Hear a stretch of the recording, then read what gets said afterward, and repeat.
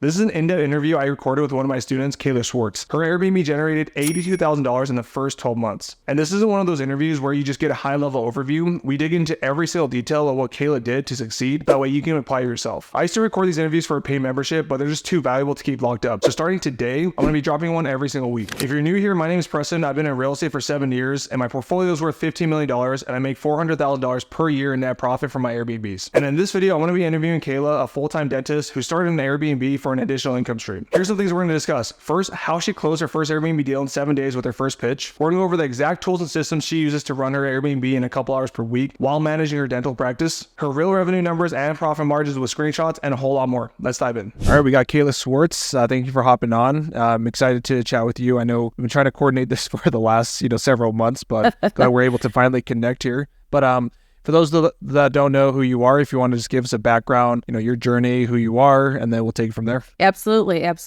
Hi, my name is Kayla, and I'm from Cleveland, Ohio, and kind of got started in the Airbnb journey through TikTok, where I initially kind of became involved with Preston and saw some of his stuff. I'm actually a dentist in Cleveland, and the medical field can be tough sometimes, and I kind of just randomly hopped on TikTok, saw his podcast, and I'm a little bit of a dreamer, so kind of hopped on, and he did a little intro course, and that's kind of where my journey got started. So essentially, that's where I kind of started out the journey, and essentially when I saw Preston, I was kind of impressed with what he was talking about and chatting about, and so I had never heard of Airbnb arbitrage by any means before, so I was excited, and I think I saw his TikTok on a Wednesday maybe, and then it was either a Saturday or a Sunday, did his little intro course. And it was kind of one of those things where, there were a bunch of people in the class, maybe in the thousands. And, at the end, Preston kind of gave his pitch, and, a lot of people may have dropped off because they thought it was kind of sales pitchy, because he was talking about signing up for the actual course.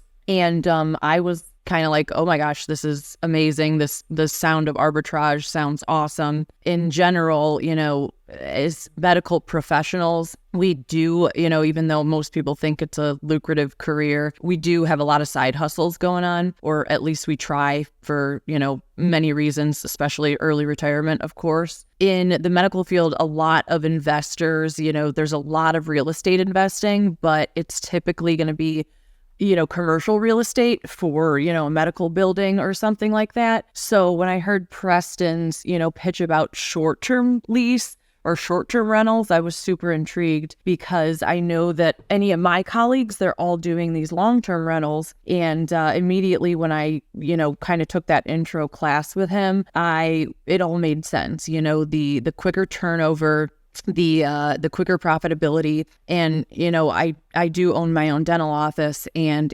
technically if you take out this huge loan, right, $500K, $1 million, you're not going to be profitable on that amount for many years to come. So, even though a lot of these people dropped off when Preston was kind of giving his little speech and spiel, I was kind of all in, because it made complete sense that the turnover of a short-term rental is going to be way more lucrative and quicker profitability.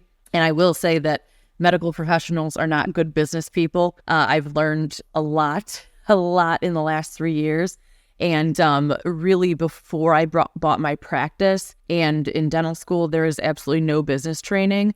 So all of the things I learned through my initial business and all the things Preston was talking about, it all kind of made sense. And, who doesn't want to hear about a quick turnover for profitability? That's kind of the goal of every, business endeavor that we get into. So that is really where I was kind of like, okay, Airbnb arbitrage, never heard of it. I'll be honest, I never knew Preston at all before this, other than, scrolling TikTok like we all do. And I was hooked, and it just sounded like a great idea. I had a bad week at work. Patients were not being very nice, kind of cruel. And so I was like, let's do it. Let's do a side hustle. And that's kind of how it started. Love it. Thanks for the background. So we're going to dive into, your properties, but, you're full-time dentist. Thanks for the background there. So how many properties are you currently managing today? Sure. So I'm only managing one just because of the time I spend with my other business. But the reason why I haven't gotten, totally on board with Quick Upturn is not only my business, but I wanted to make sure, I know Preston kind of goes with the almost remote Airbnbs where you can live in Ohio and do an Airbnb in California or something like that. But it was kind of shocking to me that Cleveland is actually a really, really good market, and I'm a really good micromanager. So I just decided to stay local. And shockingly, it's I'm gonna let my dog out here real quick. It's a little bit of an untapped market. When I started doing market research, I did find that Cleveland was in need of some bigger properties. So that's why I've only done one so far. But my goals are, of course, to get more up and running. I wanted to kind of invest in this first one. I wanted a bigger investment for a bigger Airbnb. Most Airbnbs are maybe 1,000 square feet or 1,200 square feet. I found one that was 2,200, and I wanted to host more guests, bachelorette parties. So just the one for now, but the goal is to do one a year for the next few years. So yeah. Love it. So that kind of ties into my second question I had for you. Sounds like you invested, and obviously sometimes it doesn't work out where your backyard makes sense to, start these short-term rentals, right? So, as you were doing your research, what made you realize, well, this is like actually, a good market. Like I'm going to, go in and find a property here. Exactly. So AirDNA is obviously a great tool. AirDNA is a property market search tool. You can really hone in on a market and see what's profitable. And it's quite shocking on that platform to see areas you wouldn't really think were a healthy market for Airbnb, but it makes sense that, all of the popular places are probably already saturated, or block out the ability for you to have an Airbnb with an HOA, New York, California, Tennessee, and Nashville. So that seeing that the market on AirDNA for Cleveland was good was a really big plus for me. And you can really kind of hone in on the details there to kind of rule out what you can really hone in on the market research to see what that area needs. Does it need 2 bedrooms? Does it need 1 bedroom for couple? Is it more like a couples retreat place? And I found out that Cleveland was in need of a place that was really hosting 8 or more people, had several bedrooms, for bigger parties like bachelorette parties, weddings. And those were the places on AirDNA that I was finding had the most profitability per year. And so that's where I really honed in. I didn't want to have a tiny little cabin like some of these places are really successful. I wanted a chic, townhome or whatnot downtown for young or adult, older people to enjoy. Yeah. And, you're speaking my language just because like there's always segments in each market that you can, find a niche for, and then you want to see what's already working with other competitors, right? You don't want to come in here, obviously you can, right? But that's going to take more risk if you go into a market, want to reinvent the wheel, but you want to see what's working and then just go and, try to, replicate as much as possible of what these top performers are doing. So it sounds like that's exactly what you did. Exactly. And that's what I did. I really honed in on those top performers, honed in on what they had in their property, honed in on what people seemed to like in their reviews, and kind of started, the market search based off of that. And the area of Cleveland in general, I will say it has a really healthy, and I know this because I got married in 2019. So Cleveland really does have a really healthy wedding planning market. Lots of venues downtown, lots of need for bachelorette parties. Can't tell you how many of those you see if you go downtown one night. Yeah, so I figured that would be a decent place to start. And again, like I said, it's home for me. It's my B&B is 20 minutes from my house, and I micromanage, so it was a perfect fit. Awesome. So let's talk about how you found this property in particular, like what made it stand out to you. And then this, we can kind of go segue into how that cold calling experience with that landlord. You're arbitraging this property, right? I'm arbitraging. You got it. My goal actually, funny that you mentioned that, I'd love to one day purchase and own, but the arbitrage, it works for now because you don't want that big down payment expense. Yeah. So anyways, really when I started the search, hold on, what was the question again? I'm already getting off track here. No, you're good. So let's reel it back in. So how did you find this property? What made it stand out to you? Right. That's it. So I did a lot of my research just at work on my lunch hour, and downtown has a lot of, some new properties and townhomes being built, and also some that are not super old that people, moved into maybe when they had just gotten married. Now, it turned out that the property I have, the guy, they had a baby and they were looking for a more suburb kind of place. But it stood out to me just because it's trendy. It's in a trendy town. And this is kind of where I may not follow a lot of people's journey because I kind of lucked out when I chose my property. I only made 2 phone calls or 2 contacts before I actually saw a property and secured a lease. So the first property I sent out to, I think I was in way above my head. It was a super, super large property. I think it was almost like a whole floor of an apartment building, and it would have been great, but expenses would have been crazy. So there's that. But for the most part, when I made my second contact to the current Airbnb that I'm arbitraging, I just kind of went to the property and looked around and kind of acted like I knew what I was talking about. And it was chic, it was cool. And I actually, there were 3 other people seeing the property and they were long-term rental people. And I actually went in with a portfolio kind of with all of the things that Preston had taught in his class.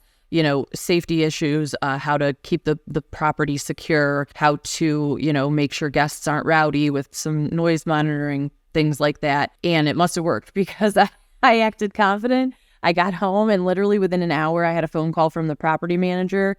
And I was kind of dumbfounded. I told my husband, I was like, I guess I'm in real estate now. So that was cool. But again, I did really enjoy that, but I know that might not be everyone's journey. I kind of got off easy there, and I'm going to go in with that same confidence in the future when I go to look at future properties too. Just act like I know the ropes.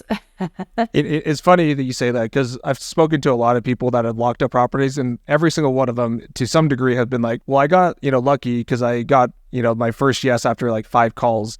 For reference, it took me 150 calls to get my first property locked in.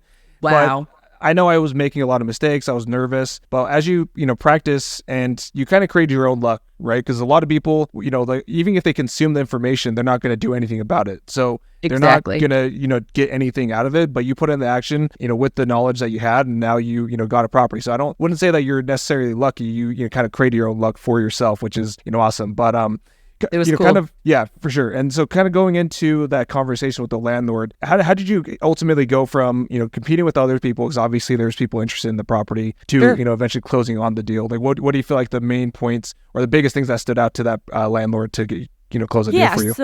So I didn't actually work directly with the landlord. I was working with the property manager, but the property manager was cool. And there were a couple things I think secured the property. I thought it was going to be this portfolio that I kind of spent time on. And honestly, he barely glanced at that. He looked at a couple pages and was like, cool. And I was like, okay, this took me all night to make. Maybe they're not interested in me. So that was kind of funny. But basically these potential renters in Cleveland were super picky, and they were walking around the apartment looking at things, and I just kind of kept quiet, kept my cool, looked around. I was like, okay, yeah, this is nice. And I think it was a combination of, the renter wanting a quick turnover and to lease the place out quickly. And then I think he kind of assumed that some of these other people who were interested in the property might be a little bit nitpicky. And I think he just kind of wanted to make his money and move to the suburbs with his new wife and new baby, and kind of not have a lot of mess for him, which is nice for us because we come up with the promise that we're going to mostly maintain the property. And I really think that's what sealed the deal. I don't think many people, understand how people really want it easy. They don't want to come fix your shower. They don't want to come, fix your dishwasher if it breaks. And I did, I was careful in my lease to make sure that the property owner is responsible for big things like HVAC, refrigerator going down. I didn't want to be naive about it. But, there's been times where, I got to go touch up paint or call my handyman to fix a leaky sink, batteries on, the smoke detector go out and the alarm's beeping, and I had to go there on a Saturday night so the guests, weren't coming back to an alarm. But yeah, for the most part, I just think that's a big score with landlords, that they just want their money. They don't, if you're going to promise them their money every month.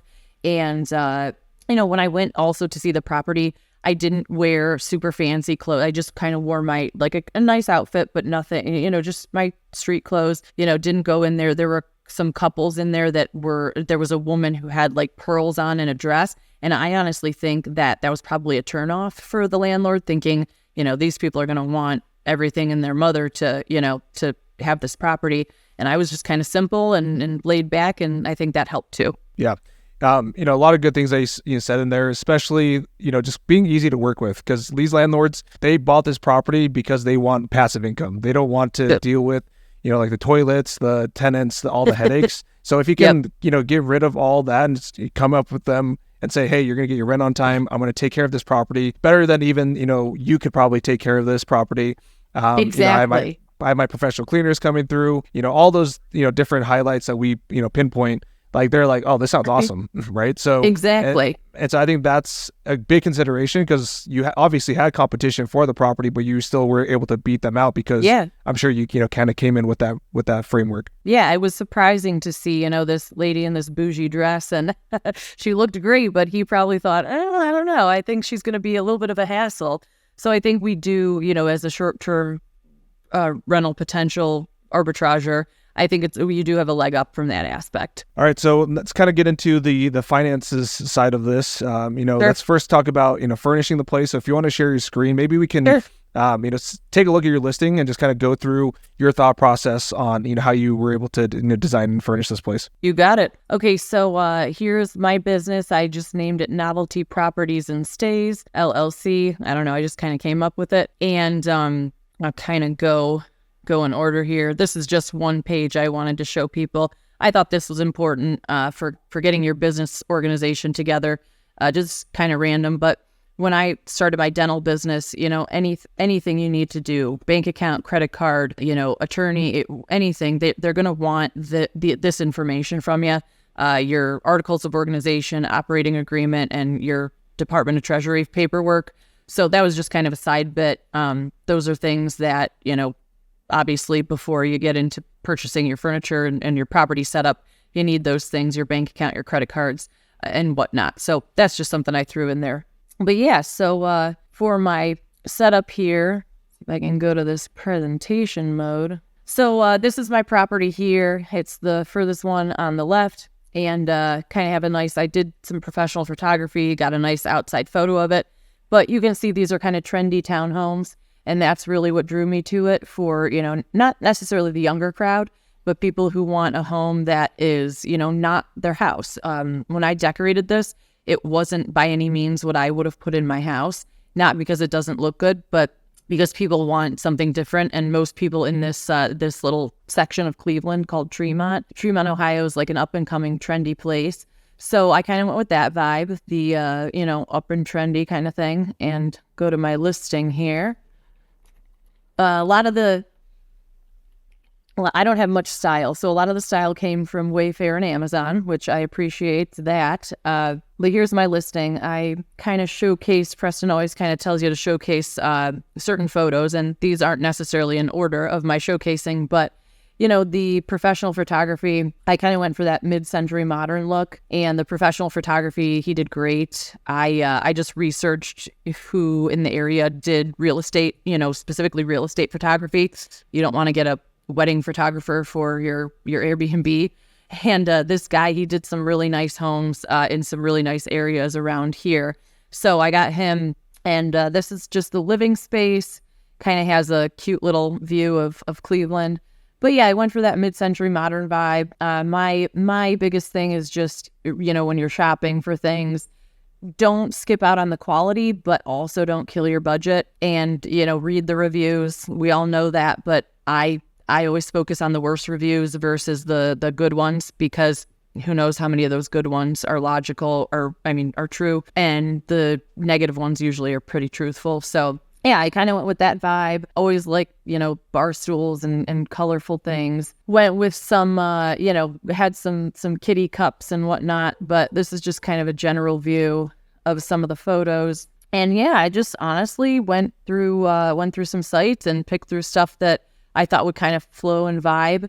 And then I actually got one of my girlfriends, her house always looks wonderful. Her and I, at the end of things, went to Home Goods, and I had her help me pick out decor, pillows, little blankets, things like that make the property look really nice. But overall, crisp, clean, simple. No one wants an overcrowded B&B. It just looks sloppy. And that's one thing Preston did teach in his class, don't overdo it. And here's like some robes, just beat out competition with some extra stuff. But yeah, that's kind of how I just went about it, by researching online what was trendy and what had good reviews, and kind of went from there. Yeah, I mean, your listing looks awesome. You have that mural, in your kitchen area. Yeah, design. the Cleveland one. Yeah, and the design, everything looks super clean. I mean, look at the outdoor pictures with the string lights. Classic. Yeah, one sad part was that fire pit. I was obsessed with it, and then I found out because of the structure, it had to be flameless. So unfortunately, we transitioned that to electric, but I still like it. String lights look cool. Yeah, and your photographer, I mean, look, that's a killer shot right there too. Yeah, These people, you have to remember that they're traveling and they want an experience. So like you mentioned, they don't want just, like a nice cozy place that they could get at home. They want something a little bit, out there even, so that you can get a little bit more bold on the design aspect of these, short-term rentals, so that way you can, really stand out from a competition. But, you got classic, awesome job on the photos here. Thanks. I put put one of these little Cleveland Rock signs on there, so bachelorette parties, take pictures, all that fun stuff. Yeah, love it. So as far as like how much it costs to get everything set up, I know you mentioned this property is a little bit bigger. So do you have like the numbers on what that? I do. Yeah, I'm gonna sift through here a little bit. Okay, so here was like a budget and tracking. One second, I'm gonna grab my dog again. So I did a budget and tracking. I actually followed a template that Preston gave us. This is not it, but I must have got lost in the weeds after I got the property up and running, because I couldn't find it. But, you really want to track everything by room. That really, really helped me. My initial investment was probably anywhere between $35,000 and $40,000, which I know is a lot of money and it seems a little scary. But for me, I talked to my husband and used some of our savings. I used some money from my business. And then, if that wasn't the case, when I did set up my business account, the banks were talking about home equity line of credit and things like that. And that's, it's money that you can get. Of course, you have to pay it back, relatively quickly, like a credit line. But there are options. And I wanted I wanted a property that was going to make money and bank money. And I wanted to invest whatever I needed to. So, initial investment might have been a little much, but I was totally fine with that. And then actually, another benefit to everything I thought about, say in 5 years, I decide to not continue the lease, and I, don't want to spend any more time on the B&B, you can sell the furniture for money. So it might not get your value cost, but at least you get something back. And that's kind of the way I looked at it. Yeah. And obviously, this is usually on the higher end, depending on how big your property is, but sure. And obviously, like, the more money you put into it, typically, like, your ROI, you want it to be a little bit higher, which I'm sure you're going to go into here. So if you want to maybe walk through, what the, like the finance side of your business looks like. Yeah. So I'm going to actually skip through here. This, I'll kind of go back and show you some of the numbers, but, it looks a little scary at first because I did go with a property that had a super high rent. So rent, when I first signed up, of course, everyone thought I was crazy. My husband, my friends, my business and colleagues. But it's a $4,000 a month rent. I did think about that long and hard. But then when I kind of went on Airbnb and AirDNA, if you really look at the bookings and what things are booking for, you can make that money and you can make it profitable, even though it's a scary number. And I'll kind of go through and show you that. But a rent is about $4,000 a month. Utilities, $200 a month. Cleaners, I would say, honestly, my cleaners would probably average more like $750 to $1,000, depending on bookings. My cleaners are probably about $500 a month because I actually they're my patients. So I do a little bit of bartering with them at the dental office. So that's a plus for me. But they do a great job. They really do. A virtual assistant, she's my best friend actually from high school. She's got a couple kids and spare time. So while I'm at work, she takes care of the inquiries and, people who are trying to book, $250 a month. And then like handyman, Netflix subscriptions. My handyman, I haven't needed too much. My husband does help me out. So I average that at about 50 a month. So anyways, that looks like a scary number, $5,025, sometimes maybe even higher. But when I kind of walk you through, to the right here is a summary of my opening day to my present day bookings. And, stringing this out over the amount of months and the earnings, the earnings look amazing, right? From, the day I set up to currently what's booked, I set up in July of last year, but I can walk you through those numbers. So earnings are a lot, expenses are also a lot, but we're still in positive numbers. I'm very close to breaking even, including my initial investment. So after that, everything's profitability, and I haven't even hit a year. So yeah, I was going to go back and show some of those numbers just to kind of give you a little bit of insight into that. So when I saw Preston's TikTok, it was probably a day in March, and I blew through his courses before I was done, secured the property, had a lease by mid-April, let me think here, and May and half of June, set up the property. I grinded. Oh my gosh, I worked, and then I worked at the B&B and got it all set up for end of June.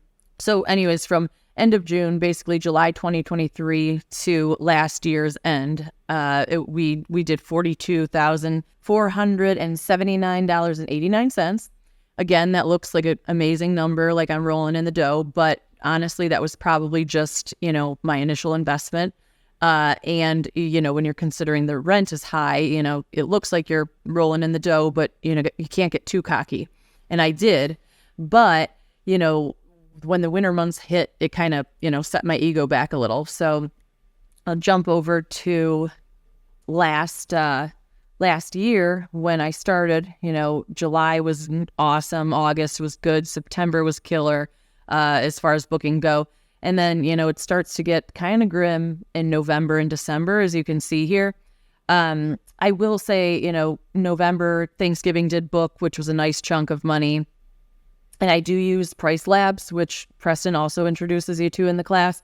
It's wonderful. I love it. It's a dynamic pricing. It will change your pricing for you. If you're not getting bookings, you can go in there and say, okay, I'm going to, take 10% off Mondays or 20% off, days that are slow. So I do that constantly. I'd say at least a couple times a week, I'm looking at those numbers to make sure I'm getting bookings. And when I discount things, I do sometimes get a little bit more bookings. You just want to be careful not to drop your price point too low. But so that was pretty much last year. And if I jump over to, where was I gone here? So this is kind of what I wanted to show. It can get a little scary because, you're rocking it in, the summer months and fall even is good. And then we were just dead in December and January. February starting to pick up, March. And now what I'll show you here in a minute is April through July is rocking it. So if I kind of hone in on those numbers, go to right now, April to July, I already have, and, it's the 4th of April. So currently my, month earnings of April are 0, but starting this weekend to July, I already have 40K in bookings.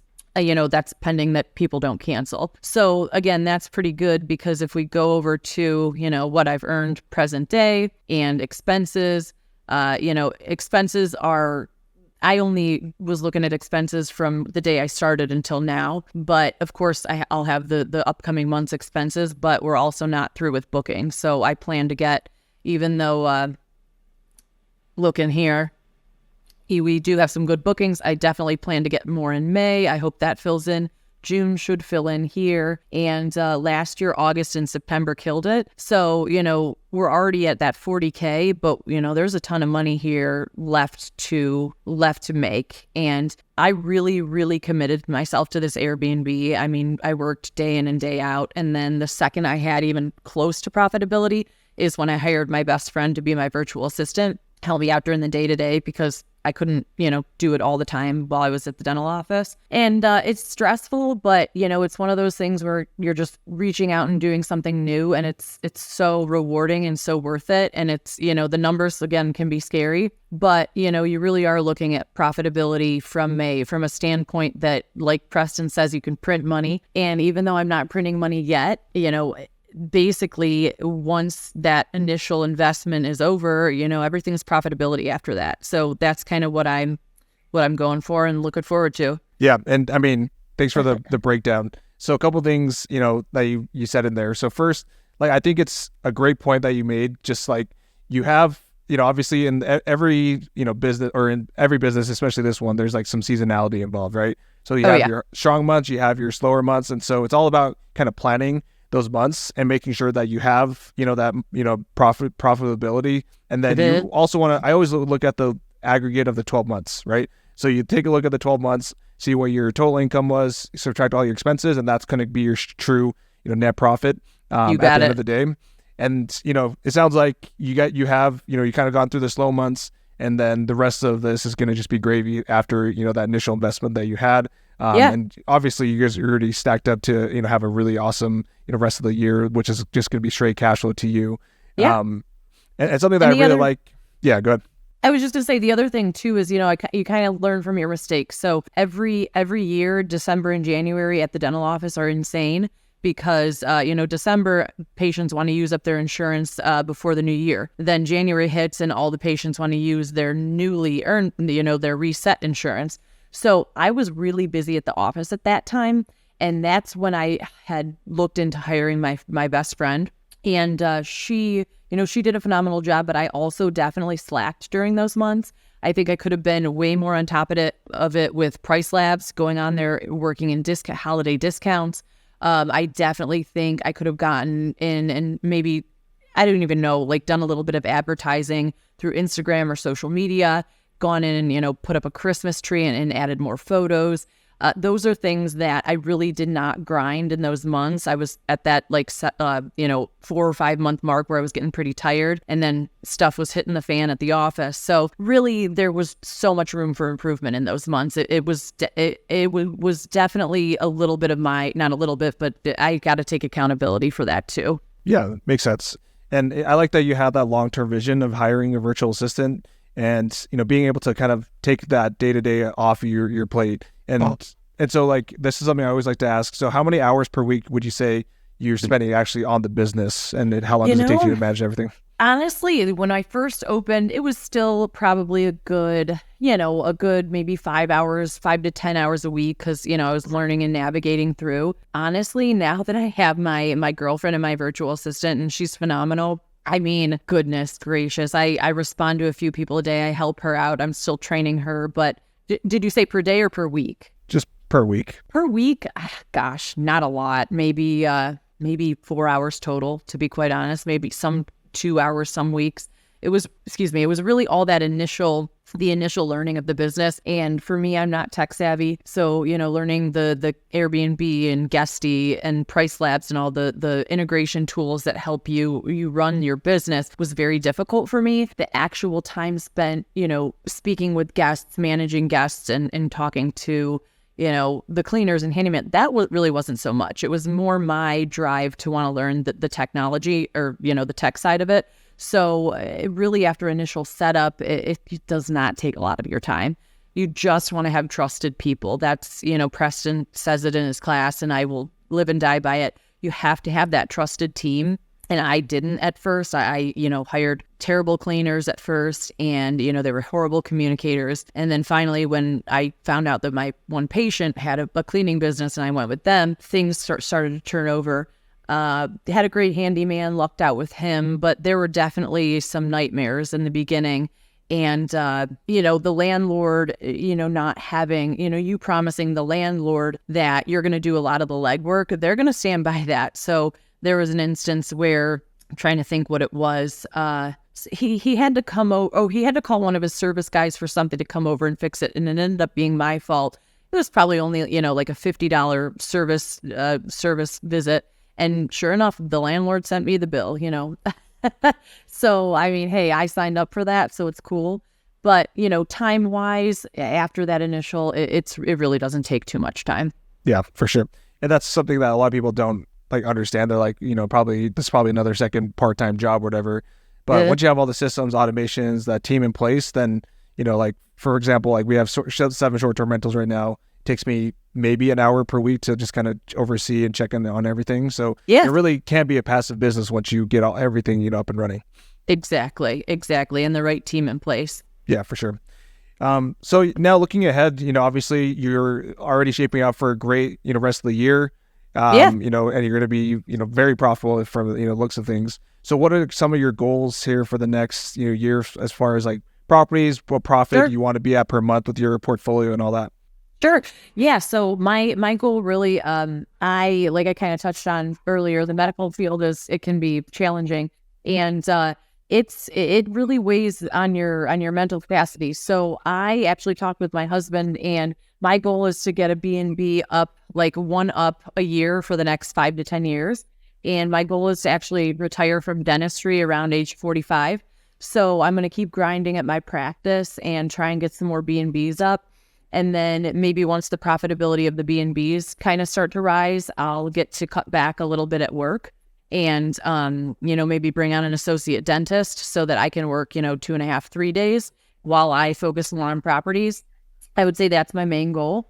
And, I know that it's a lot, but, retiring at 45 is a goal that, not necessarily retiring from passive income, but from dentistry. It's a tough career. It's tough on your body, and it's mentally taxing. So I want to dive into the B&B stuff. I'd say, 10 properties in 10 years is not as quick as Preston did it, but I think it'll be my, my long-term retirement goal. Love it. That's awesome. And I'm sure you'll be there in no time. You definitely have the grinds. Hope so.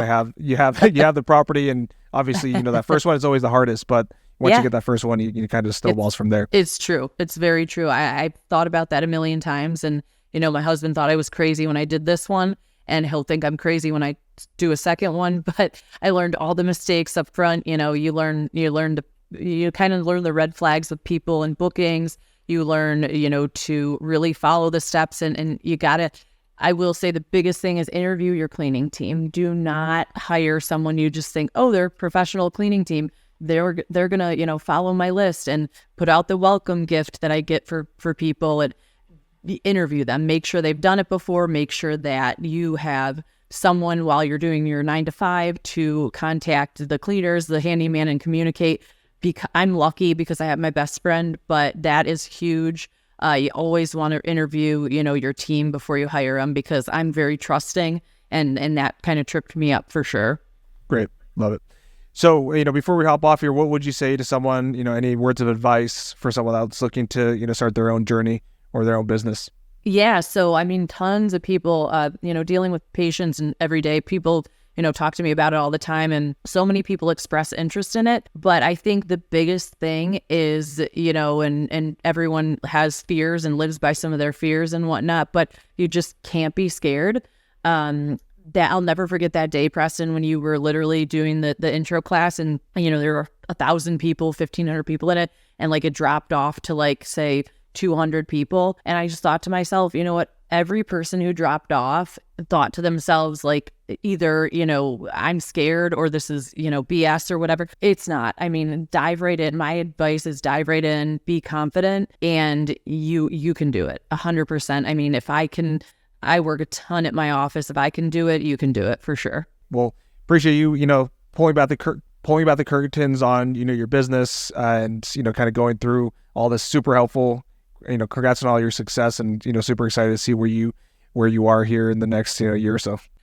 Well, thank you so much, Preston. It's been awesome. I appreciate your class and everything like that. And like I said, can't tell you how many friends of mine say, well, who's that guy? Where'd you meet him? So it's been fun.